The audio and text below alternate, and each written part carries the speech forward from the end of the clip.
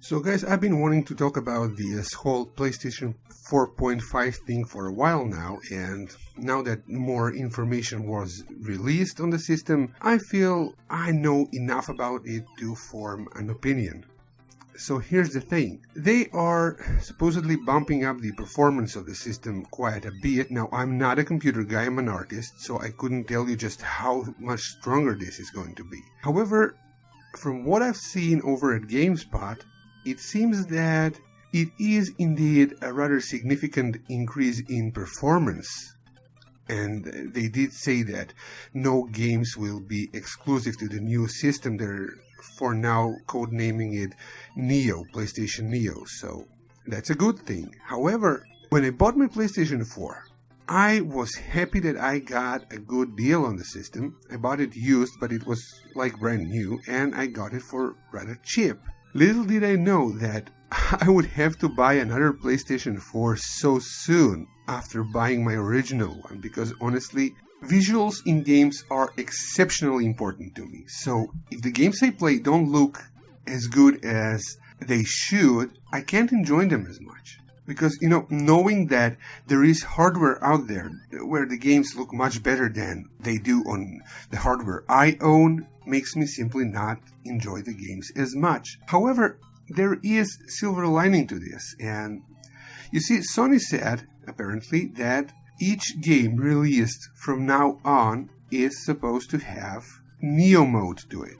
Basically, regular mode, so it works on the regular PlayStation 4, and Neo mode, which is going to have graphical improvements. If these graphical improvements are only in the frame rate and resolution department, I won't care.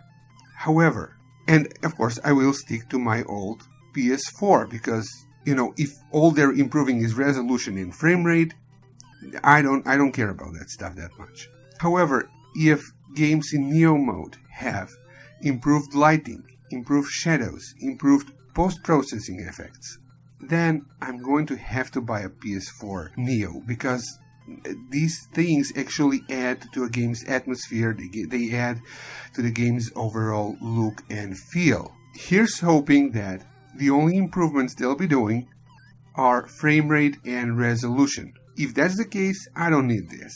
And, people who need it, they can buy it. I have a gaming computer that runs games fairly well, so for the exclusives I'm interested in, I hope they look the same on both systems. And if that is the case, I don't have a problem with this. However, if there are significant graphical improvements, we're going to have a problem, because I will have to have the system. I will have to buy the system whether I like it or not, because I want my games to look their best. There is also another good thing that Sony said. They don't want any exclusive games for the PS4 Neo, meaning that every game released, basically what we're seeing here is, I believe, something similar to the 3DS and new 3DS, except there are no exclusives to the new system, or the new revision. However, I'll be honest, and I'm gonna say this, there is no end to corporate greed. They released underpowered systems. Now they release a revision of said underpowered system that can supposedly do more. And I wonder what's next. I mean, how far are these companies going to go with disrespecting their consumers? Because to me, this is disrespecting the consumer. This is manipulating and disrespecting the people who spend their hard-earned money on these gaming systems. At the end, these are just toys. They're glorified toys and nothing more, and they cost a lot more than they should, in my opinion, given the current situations with different revisions and whatnot. And this is also what happens when people obsess over irrelevant things. I understand that, yes, games run better at 60 FPS. They play better at 60 FPS. But holy crap, people, it's not that big a deal. I mean, it's a console. Alright, it's not that big a deal. At the end, it's just video games. Look at what they're doing now. They're releasing a brand new revision that's significantly more powerful of an already expensive system. And yes, these are expensive consoles. These are expensive systems. They might be cheaper than a gaming PC, but they're still expensive. And I don't think this is a good thing at all. I don't like this kind of stuff. But it's the world we live in.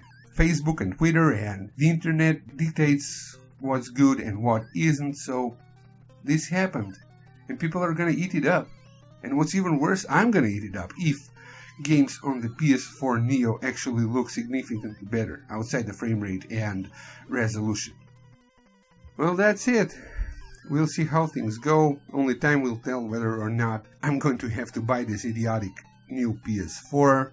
So, well, let's hope I don't have to, because I have enough games and other stuff I need to buy as is. And those retro games I collect, they don't come cheap either, so I really do not need another PS4.